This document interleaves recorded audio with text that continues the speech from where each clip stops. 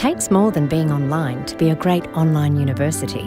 It takes time and experience. University of New England pioneered distance education in the 1950s and has been perfecting it ever since. With features like 24/7 tutor access, we're now rated #1 for teaching quality and support, and the only public university in Australia to receive a 5-star rating 14 years running. So, for an expert online education, choose UNE.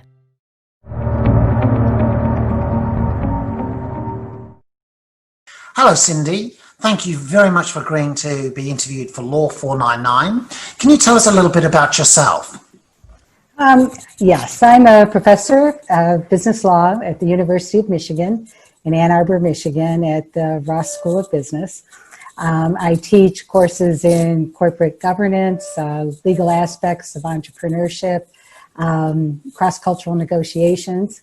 And my research is primarily in corporate governance and then some in employment law, looking at pathways for women to rise to positions of leadership and discrimination issues.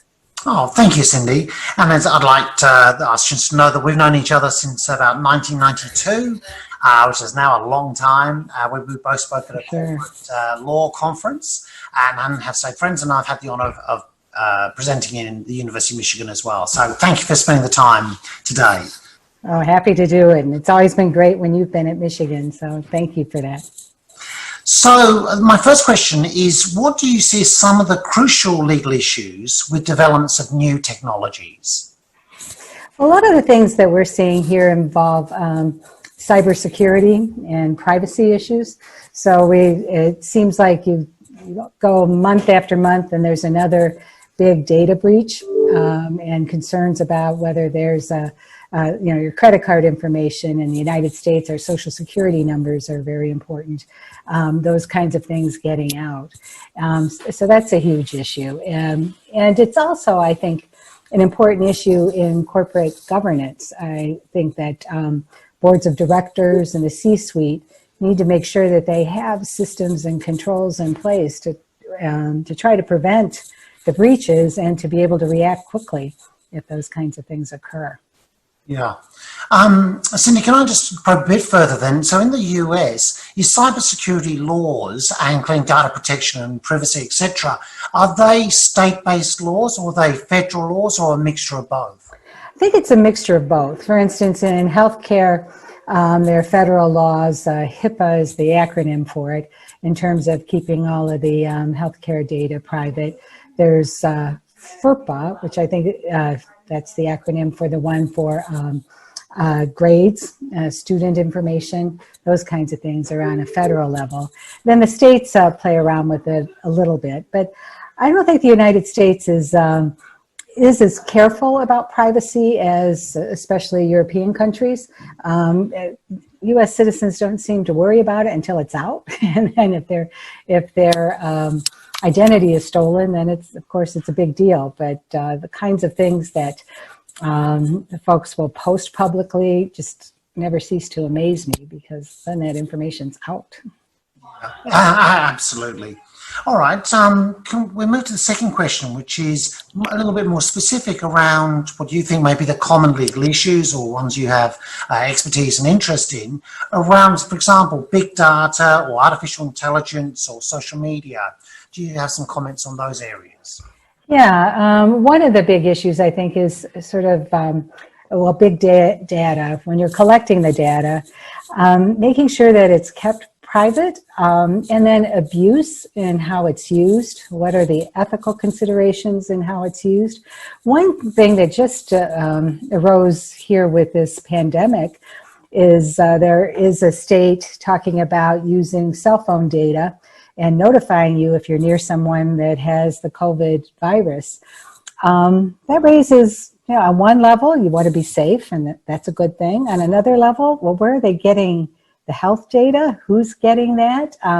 They're tracking me, where I'm at, and they also talk about, like, if you're violating the rules on stay at home, which, again, those are important rules, but do I want them tracking my cell phone on that kind of thing?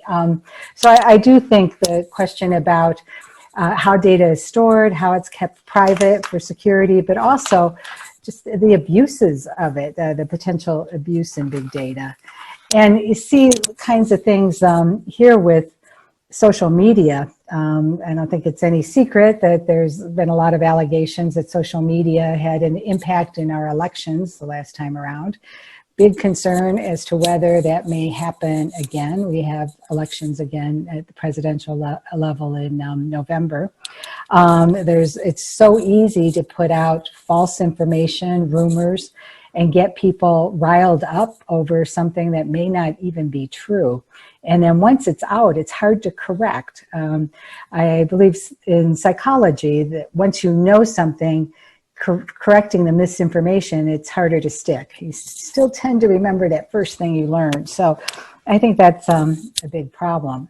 And then with things like right now on Facebook around here, there's this thing about posting your high school picture and where you went to high school and the year. Well, then sometimes where you went to high school is the security question on your credit card or on one of your bank statements.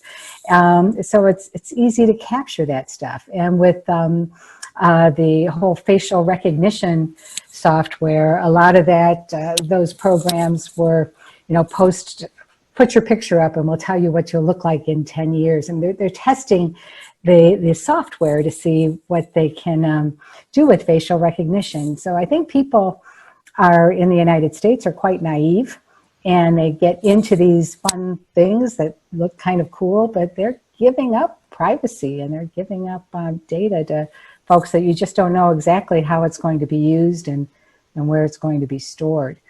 And then I worry about it also in the healthcare field.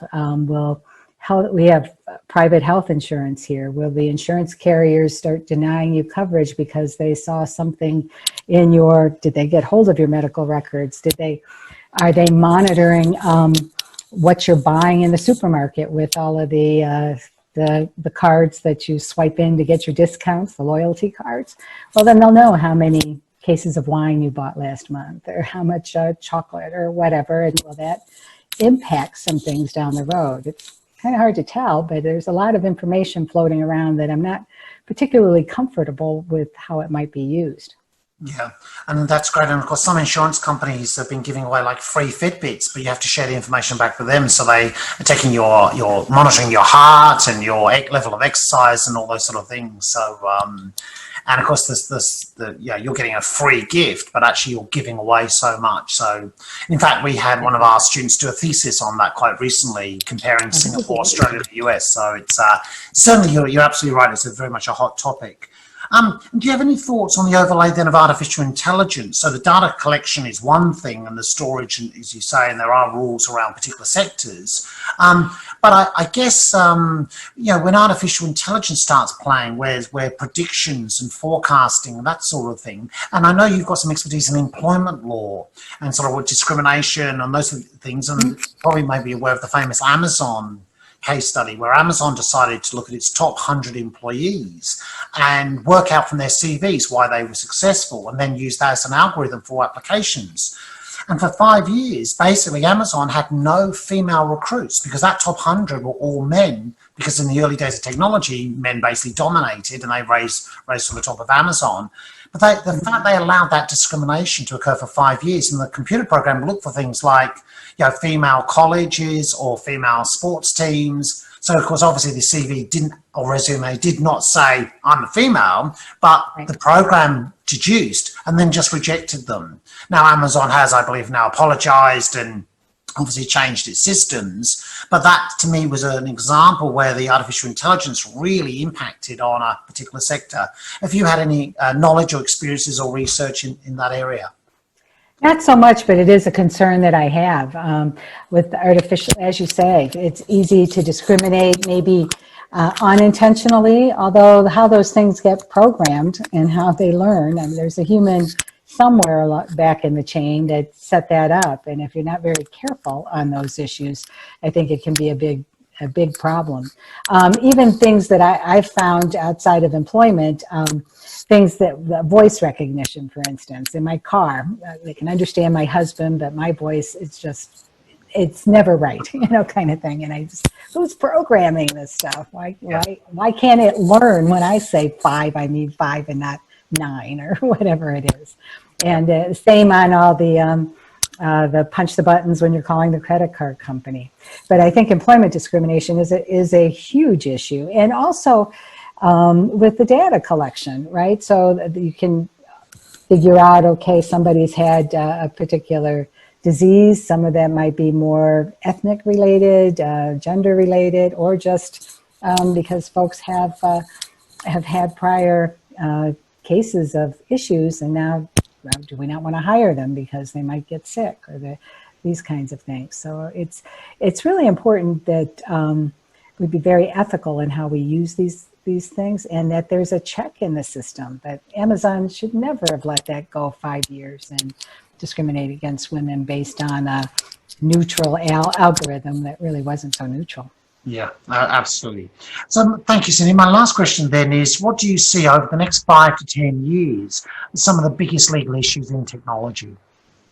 Well, I think a fair amount of it, and again, who knows, but is when things don't work, the liability that happens. So we're on the path for autonomous vehicles, for example, right? And to the extent now they've got to be programmed to figure out, okay, do I stop? Do I risk injuring my passengers to save the people in the road? All the kinds of decision trees that are going to have to be built in, and then the system has to learn the right way to handle things. There's a lot of stuff that even, in the philosophers will have ideas about, but not everybody agrees with. And then what if it just fails? It gets hacked into, and then there's liability on, again, the data being out, or someone getting hurt. The car hits you. We've seen that kind of stuff happen already. Now, how we're going to get that right, I don't know, but I do recognize that we're going to be using a lot more of the artificial intelligence. Right now, you probably have them in Australia. You're probably way ahead of us, but the ring buttons on the door, so you can put on your doorbell at your house, and then of course it'll show you a video of who's at the door and recording things. Then people have been using them inside their house so that they could, maybe watch their kids or do other stuff. But once that gets hacked into, then and there's some concern that the companies are even keeping all that data so that they can use it for marketing different things. But when that gets out to the crooks, you've got another problem. They've got the layout of your house if they want to come out and know your comings and goings. So I think those issues are still, I don't think we'll have them worked out in the next 5 years or so, and we'll probably see some of those come to a head. Yeah, no, thank you, Cindy. And you're right, and that lag between developments in technology and initial uses versus the law always takes the time to catch up. Whether we apply existing laws or whether we have to develop new laws is always going to be a challenge for parliaments and for courts, by analogy. So, Cindy, thank you very much for your time today. Really appreciate it. Oh, thank you. It was fun. Have a good evening, or day, I guess, there.